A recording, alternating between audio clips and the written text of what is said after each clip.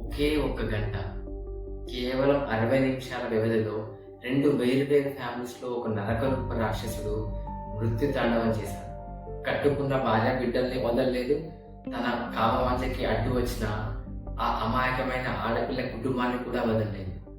మొన్న రంగారెడ్డి జిల్లాలో జరిగిన ఈ దారుణం వింటే మన మధ్య అసలు మనుషులు తిరుగుతున్నారా లేదా రాక్షసులు తిరుగుతున్నారా అనిపిస్తుంది. ఈరోజు ఈ వీడియోలో ఈ కేసుకు సంబంధించి ప్రతి ఫ్యాక్ట్ని, పోలీస్ వ్యవస్థ వైఫల్యాన్ని, పూర్తి డీటెయిల్స్తో పక్కా ఆధారాలతో మాట్లాడుకుందాం. ఈ దుర్మార్గమైన ఘటకానికి పాల్పడిన వ్యక్తి పేరు బి రాజ్ కుమార్. అతని ఏజ్ అరౌండ్ 28 to 35 years ఉంటుంది. దయాలగూడ గ్రామానికి చెందిన ఇతను తన వృత్తిరీత్యా ఒక రైతు. 2018లో సరిత అనే ఒక అమ్మాయిని అతను ప్రేమించి పెళ్లి కూడా చేసుకున్నాడు. వీరికి 3 పిల్లలు కూడా ఉన్నారు. మొదటి పాప పుట్టిన కొద్ది నెలలకే అనారోగ్యంతో చనిపోయింది. ప్రస్తుతం పరీక్షిత్, దైవీక్ష అనే 2 కుమారులు ఉన్నారు. వీరి ఏజ్ ఒక 2 years and 3 years ఉంటుంది. బయటికి చూడడానికి ఇతను చాలా అమాయకుల్లాగా కనిపించేవాడు. ఈ రాజ్ కుమార్ తను ఉంటున్న ఊర్లో ఎవరితో సరిగా మాట్లాడేవాడు కాదు. ఎవరైనా పొరపాటున ఎదురు పడితే తలదించుకొని వెళ్ళిపోయేవాడు. ఇతనికి గ్యాంబ్లింగ్, జూదం వంటి అలవాట్లు కూడా ఉన్నాయి. వాటి వల్ల భారీగా అప్పులు కూడా చేయాల్సి వచ్చింది.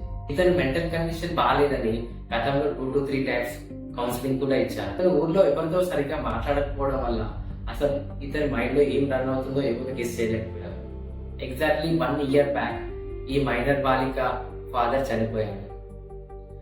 ఈ అమ్మాయి ఫాదర్ చావు వెనకాల కూడా ఈ రాజ్ కుమార్ హస్తమే ఉందని వీళ్ళ బంధువులు ఆరోపిస్తున్నారు. ఆ రోజు రాత్రి రాజ్ కుమార్ ఈ అమ్మాయి వాళ్ళ ఫాదర్ కి బాగా తాగించి తన భుజాలపై మోసుకుంటూ వచ్చి ఇంట్లో పడేశాడు అతన్ని. అంతే, కొద్దిసేపటికి అతను ప్రాణాలతో లేడు. ఆ అమ్మాయి తండ్రి చనిపోయినప్పుడు ఈ రాజ్ కుమార్ ఏమీ తెలియనట్టు తనే హాస్పిటల్కి తీసుకెళ్లి తనే దగ్గర నుంచి చూసుకుంటున్నట్టు అందరినీ నమ్మించాడు. ఆ అమ్మాయి వాళ్ళ ఇంట్లో ఉన్న ఒకే ఒక మగ దిక్కు ఆమె తండ్రి. ఆ ఉన్న ఒక్క మగ దిక్కును దూరం చేస్తే ఆ ఇంట్లో ఉన్న ఆడవాళ్ళందరినీ లోకి తీసుకోవచ్చని ఇతని ప్లాన్. కొన్నిసార్లు ఆ అమ్మాయితో డైరెక్ట్ గా చెప్పేవాడు, మీ ఫాదర్ను నేనే చంపాను, ఏ పోలీస్ అయినా మీ ఏ ఒక్క బంధువైనా నన్ను ఏం పీకాడు. చాబాద్ టౌన్ కి చెందిన 16 ఏళ్ల మైనర్ బాలికపై ఈ రాజ్ కుమార్ కళ్ళు పడింది. వెళ్ళినప్పుడు ఫాలో అవ్వడం, ఎక్కడ బస్సు దిగితే అక్కడ ట్రాప్ చేయడం ప్రారంభించాడు. కాలేజ్ అయిపోయాక తన వెంట రావాలని బలవంత పెట్టేవాడు. కానీ ఆ అమ్మాయి ఈ విషయాలన్నీ చూస్తూ తనలోనే దాచుకోకుండా తన ఫ్యామిలీకి చెప్పింది. మే 6th రాజ్ కుమార్ ఈ అమ్మాయిని ఒక పొలం దగ్గర అఘాయిత్యం చేయడానికి ప్రయత్నించాడు. తనపై జరిగిన అఘాయిత్యాన్ని ఈ అమ్మాయి తన మదర్తో చెప్పుకుంది. తన మదర్ అయిన చిట్యాల లక్ష్మి వెంటనే పోలీస్ స్టేషన్ వెళ్లి కంప్లైంట్ ఇచ్చింది. సో చిట్యాల లక్ష్మి ఫిర్యాదుతో పోలీసులు రాజ్ కుమార్ పై పోక్సో కేసు నమోదు చేశారు. పోక్సో సెక్షన్ 11 and 12 కింద రాజ్ కుమార్ పై కేసు రిజిస్టర్ చేశారు. ఈ కేసు ఫైల్ అయిన వెంబటే రాజ్ కుమార్ ఎక్కడికో ఎస్కేప్ అయిపోయాడు. కానీ పోలీసులు మే 26న అతన్ని ట్రాక్ చేసి అరెస్ట్ చేశారు. పోక్సో సెక్షన్ 11 and 12 కింద కేసు రిజిస్టర్ అయితే మాక్సిమం 7 years శిక్ష పడుతుంది. ఈ లీగల్ లూప్ హోల్ ని వాడుకొని రాజ్ కుమార్ అరెస్ట్ అయిన కేవలం 1.5 రోజుల్లోనే బయటికి వచ్చేసాడు. అంత పెద్ద తప్పు చేసినా కూడా కేవలం 20,000 ఫైన్ కట్టి దర్జాగా బయట తిరుగుతున్నాడు. బెయిల్ మీద బయటకు వచ్చిన రాజ్ కుమార్ కి తనపై కేసు పెట్టిన ఆ అమ్మాయి ఫ్యామిలీ మీద కక్ష పెరిగింది.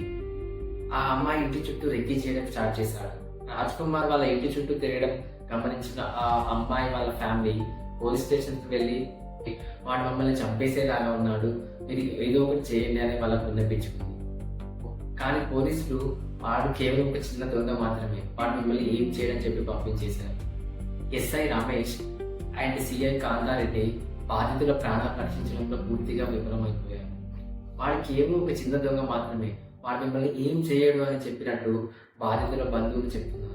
రాజ్ కుమార్ వద్ద ఎంతో కొంత లంచం తీసుకొని వాడికి ఫేవర్ చేశారని ఆ ఊళ్ళో ఉన్న జనాల ఆరోపణ. ఈ హత్యలు జరిగిన రోజు అంటే July 10th రాజ్ కుమార్ చాలా నార్మల్ గానే ఉన్నాడు.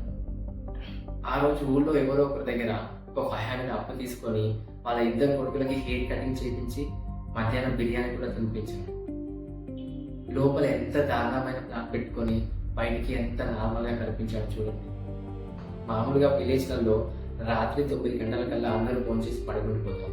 కరెక్ట్ గా రాత్రి 9:45కి రాజ్ కుమార్ ఒక రెంటల్ కార్ తీసుకొని దయాలగూడ నుంచి షాబాద్కి బయలుదేరాడు. షాబాద్కి వెళ్ళి ఆ మైనర్ బాలిక ఇంటి డోర్ కొట్టాడు. అప్పుడు ఆ అమ్మాయి వాళ్ళ మదర్ వచ్చి డోర్ ఓపెన్ చేయగా వెంటనే ఆమెను కత్తితో నరికేసి చంపేశాడు. ఆమె కనీసం అది ఇచ్చే ఛాన్స్ కూడా ఇవ్వలేదు. ఆపై ఇంట్లోకి వెళ్ళి ఇంట్లో పడుతున్న రుక్కమ్మ అంటే ఈ బాలిక వాళ్ళ అమ్మమ్మ ఆమెను కూడా నరికి చంపేశాడు. కేవలం ఒకే ఒక్క నిమిషంలో ఇద్దరిని అతి కిరాతకంగా నరికి చంపేశాడు. అదే ఇంట్లోనే 20 ఏళ్ళ మేఘన ఉంటుంది. ఆమె మెంటల్ కండిషన్ సరిగా ఉండదు. ఆమె ఈ దారుణాలు చూసి గట్టిగా అరిచినా కూడా చుట్టుపక్కల వాళ్ళు ఆమె రెగ్యులర్గా చేసే సౌండ్సే అనుకొని ఎవరు పెద్దగా పట్టించుకోలేదు. కానీ రాజ్ కుమార్ మాత్రం ఆమె ఏమనకుండా అలాగే వదిలేసి 16 ఇయర్స్ మైనర్ బాలికని తన కారులో బలవంతంగా ఎక్కించుకొని అఖిల్ సాగర్ చెరువు వైపు వెళ్ళాడు. అక్కడ ఉన్న సీసీ కెమెరాస్ లో వాడు ఆమె బలవంతంగా తీసుకొని వెళ్తున్న విజువల్స్ రికార్డ్ అయ్యింది. అక్కడ వాడు ఆమెపై అఘాయిత్యం చేసి దారుణంగా చంపి చెరువు గట్టుపై పడేసి వెళ్ళిపోయాడు. రాత్రి 11:21కి తిరిగి తన ఇంటికి చేరుకున్నాడు.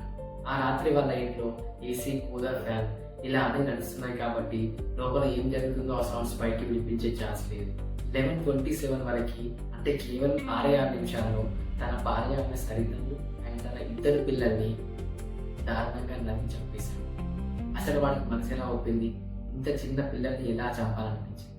ఈ హత్యలన్నీ చేసిన తర్వాత అంటే అరౌండ్ ఒక 11:50 ఆ టైంలో తన ఫాదర్కి అండ్ పోలీస్ కంట్రోల్ రూమ్కి కాల్ చేసి నేను 6 చంపేశాను అండ్ ఇక నేను కూడా చనిపోతున్నాను అని చెప్పి ఫోన్ కట్ చేశాడు. పోలీసులు వెంటనే క్రైమ్ స్పాట్ వెళ్ళి సీల్ చేశారు.